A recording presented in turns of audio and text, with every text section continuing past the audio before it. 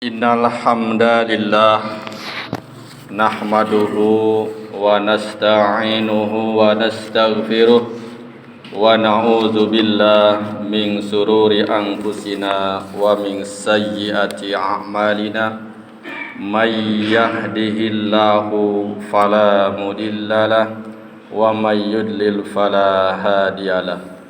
Asyhadu an la ilaha illallah wahdahu la syarika lah wa asyhadu anna Muhammadan abduhu wa rasuluhu la nabiyya ba'dah.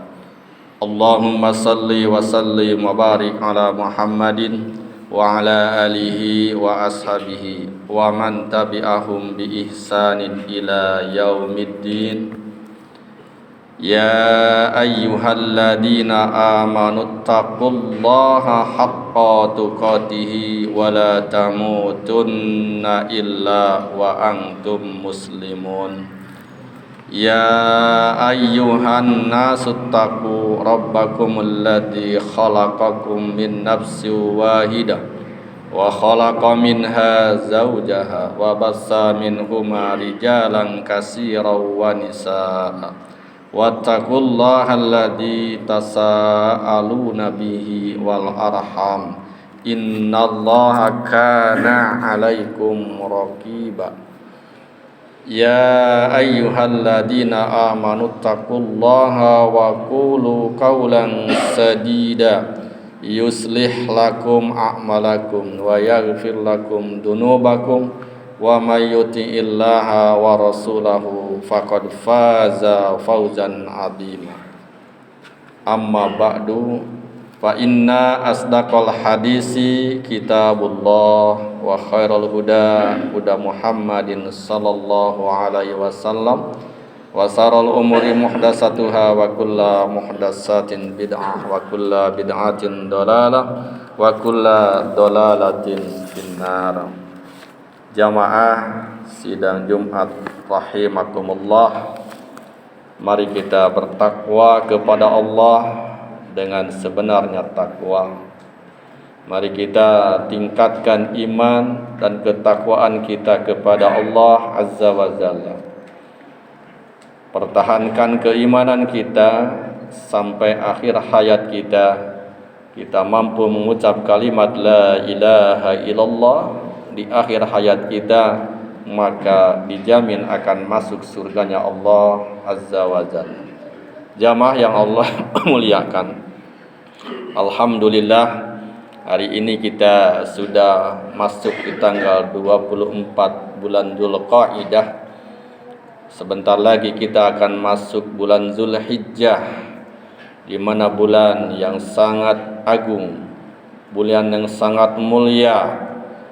Di situ ada hari raya yang sangat besar, yaitu hari raya Idul Adha, di mana umat Islam mempunyai dua hari raya yang sangat besar, hari raya Idul Fitri dan hari raya Idul Adha, dan juga ada hari raya pekanan, yaitu setiap Jumat. Jamaah yang Allah muliakan, di bulan Zulhijjah, di situ selain kaum muslimin yang diberikan kekuatan, diberikan kemampuan untuk melaksanakan ibadah haji di Baitullah, juga ada satu amalan yang paling dicintai oleh Allah, amalan yang disukai oleh Allah di hari raya itu, yaitu penyembelihan hewan kurban. Jamaah yang Allah muliakan, siapa yang mempunyai kelapangan rezeki, maka mari kita persiapkan untuk berkurban. Karena Rasulullah sallallahu alaihi wasallam beliau bersabda, "Man kana lahu sa'atun wa lam yudahhi fala yaqrabanna musallana." Siapa yang diberikan keluasaan rezeki pada saat itu dan dia tidak berkurban, maka fala yaqrabanna musallana. Janganlah coba-coba mendekati tempat salat. Jamaah yang Allah muliakan. Oleh karena itu, pada kesempatan khutbah yang singkat ini, sedikit saya akan mengupas tentang filosofi ibadah kurban yang biasa kita lakukan setiap 1 tahun sekali. Jamaah yang Allah muliakan, kurban tersendiri itu dari bahasa Arab, dari kalimat qaraba yaqrabu kurban, artinya mendekatkan diri. Sementara kurban secara istilah yaitu penyembelihan hewan kurban sesuai dengan ketentuan-ketentuan syariat dalam Islam. Jamaah yang Allah muliakan, yang akan sampai kepada Allah dalam penyembelihan hewan kurban itu bukan darah dan bukan dagingnya. Sebagaimana Allah jelaskan di dalam Quran surat Al-Hajj ayat 37, A'udzu billahi minasy syaithanir rajim. La yanallaha luhumuha wala dima'uha walaki yanaluhu taqwa minkum. Tidak akan sampai kepada Allah daging-daging dan darah-darah kurban itu, akan tetapi yang akan sampai kepada Allah adalah ketakwaan kamu sekalian. Jamaah yang Allah muliakan. Kemudian yang kedua, sebagaimana kita ketahui tentang sejarah kurban, yaitu sosok Nabiullah Ibrahim dan Ismail putranya, di mana Nabiullah Ibrahim sebelum mengorbankan anaknya Ismail ketika usia yang sudah senja, Nabi Ibrahim belum dikaruniai anak, sementara usianya sudah semakin menua dan istrinya pun semakin menua. Tetapi Nabiullah Ibrahim tidak putus asa. Dia senantiasa berdoa kepada Allah Azza wa Jalla, memohon kepada Allah agar dikaruniai seorang anak, keturunan anak-anak yang soleh dan solehah. Maka doa Nabiullah Ibrahim alaihissalam pun dikabulkan oleh Allah. Lahirlah seorang anak yang sangat soleh dari istrinya Siti Hajar yang dinamai Ismail alaihissalam. Jamaah yang Allah muliakan, ketika anak yang ditunggu-tunggu kelahirannya, dan ketika anak itu sudah usia remaja, usia yang sudah bisa membantu kedua orang tuanya, tiba-tiba Allah Azza wa Jalla menyuruh kepada Nabiullah Ibrahim alaihissalam supaya mengorbankan anaknya, supaya anaknya itu disembelih oleh Nabiullah Ibrahim alaihissalam. Sejarah ini Allah abadikan di dalam Al-Quran surat As-Saffat ayat yang ke-102. Bahkan ceritanya dari ayat 99 itu tentang kisah Nabi Ibrahim alaihissalam. Allah Azza wa Jalla berfirman di dalam Al-Quran surat As-Saffat ayat 102. A'udzu billahi minasy syaithanir rajim.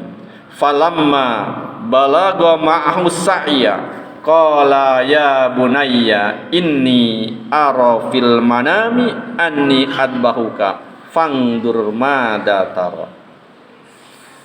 Ketika anak itu telah sampai kepada usia yang dapat membantu kepada ayahnya, berkatalah Ibrahim, ya bunayya, wahai anakku, inni ara fil manami adbahuka, sesungguhnya aku tadi malam bermimpi, aku melihat menyembelihmu. Oleh karena itu fangdur mada tara, coba pikirkan bagaimana pendapatmu. Ini adalah dialog antara seorang ayah dengan seorang anak. seorang bapa dengan seorang anak. Walaupun Nabiullah Ibrahim adalah seorang nabi dan dia seorang pemimpin, dia seorang ayah, dia tidak serta-merta langsung menyembelih putranya. Tetapi diajak berdialog dulu, diajak berbicara dulu, diminta pendapatnya. Fangdur mada tara, bagaimana pendapatmu wahai Ismail? Jamaah yang Allah muliakan, tentunya Ismail seorang anak dari seorang nabi yang sudah terdidik, yang sudah terbina, yang sudah kokoh akidahnya, baik akhlaknya, taat kepada Allah, taat kepada sang ayah. Apa jawaban Ismail ketika mendapat kabar dia akan disembelih oleh ayahnya?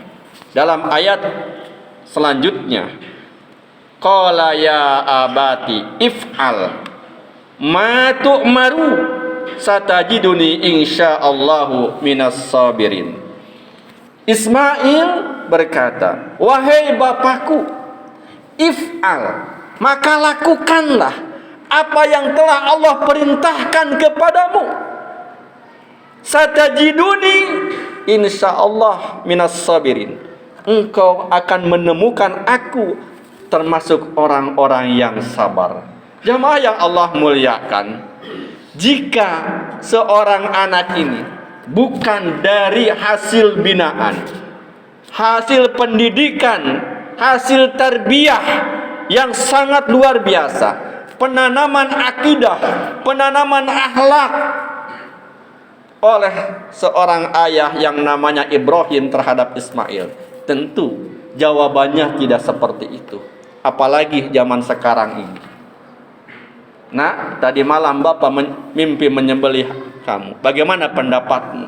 Tentu jawabannya beda. Bapak aja yang duluan disembelih. Tapi Ismail, seorang anak yang sangat soleh, anak yang sudah tertarbiyah, jawabannya yang sangat luar biasa. Wahai Bapak, jika memang itu perintah Allah, maka silahkan laksanakan. Taat tanpa tapi, taat tanpa pikir-pikir. Dia langsung menyerahkan sepenuhnya kepada perintah Allah. Jamaah yang Allah muliakan, maka Nabiullah Ibrahim itu termasuk Nabi Ulul Azmi yang cobaannya yang sangat luar biasa.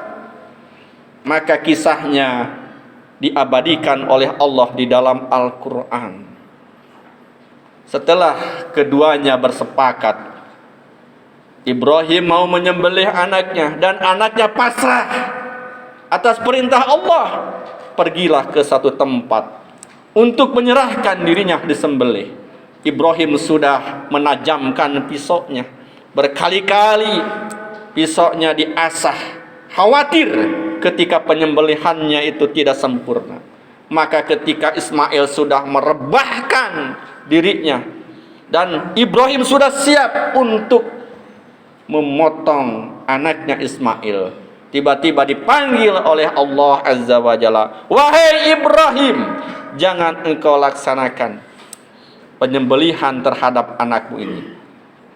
Maka digantilah oleh Allah penyembelihan itu dengan hewan kurban kibas, domba yang sangat besar dari surganya Allah. Maka itulah yang disembelih oleh Nabiullah Ibrahim alaihi salam. Sampai sekarang itulah ya sejarah tentang disyariatkannya untuk berkurban dengan hewan. Jamaah yang Allah muliakan, inilah sosok Nabiullah Ibrahim dan Ismail, ketaatannya tanpa tapi kepada Allah Subhanahu wa ta'ala.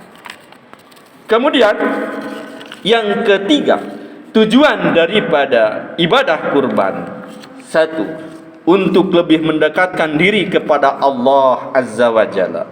Kemudian untuk mengikis sifat-sifat buruk yang ada pada diri manusia, seperti kan sifat bakhil, kikir, pelit, pertama, rakus, serakah, loba, dan tertanamnya sifat kasih sayang, dermawan, kepedulian, kesetiakawanan sosial, saling tolong menolong di antara sesama, khususnya kepada fakir, miskin, dan duafa. Maka sunnahnya jika kita memotong hewan kurban, sepertiga untuk yang berkurban, sepertiga untuk kerabat, sepertiga untuk tetangga dan fakir miskin.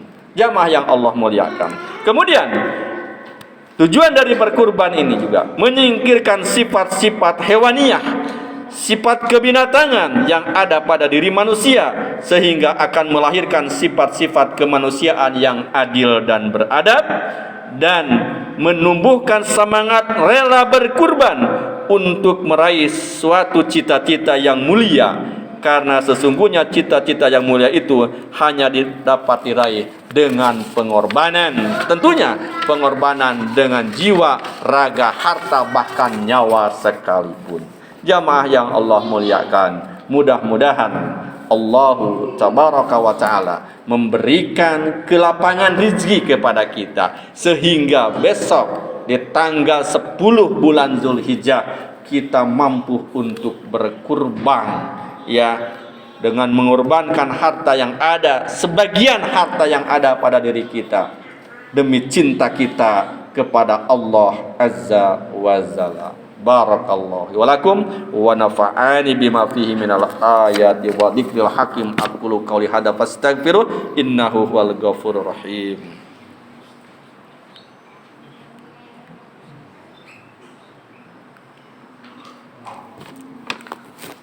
Innal hamdalillah nahmaduhu wa nasta'inuhu wa nastaghfiruh wa na'udzu billah min sururi anfusina wa min sayyiati a'malina may yahdihillahu fala mudhillalah wa may yudlil fala hadiyalah.